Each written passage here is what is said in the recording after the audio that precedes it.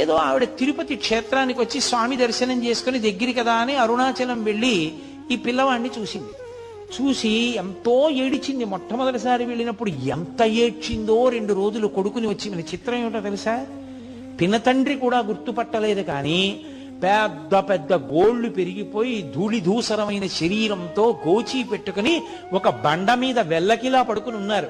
అలగమ్మ గారు వెళ్ళేటప్పటికి రమణ మహర్షి చూడగానే గుర్తుపట్టింది అలగమ్మ గారు.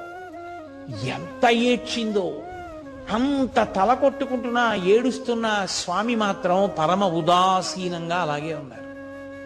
ఏ ప్రకంపనలు లేవు ఆయనలో, ఏ భావస్పందనలు లేవు. చుట్టూ ఉన్న వాళ్ళు అయ్యో అమ్మంటోందంత ఏడుస్తోంది, కనీసం జవాబు చెప్పద్దా అన్నారు. ఆయన నోటుతో మాట్లాడితే కదూ, ఓ కాగితం ఇమ్మని దాని మీద వ్రాశారు. కర్త ఎవరి ప్రారబ్ధానుసారం వారిని ఆడిస్తూ ఉంటాడు. మనం కావాలనుకున్నవి జరగాలని లేదు, జరగాలనుకున్న వాటిని మనం ఆపలేము.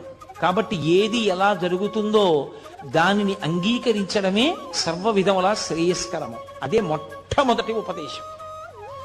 ఆయన జీవితంలో వ్రాతపూర్వకంగా కాని నోటితో కాని చేసిన మొట్టమొదటి ఉపదేశం అదే.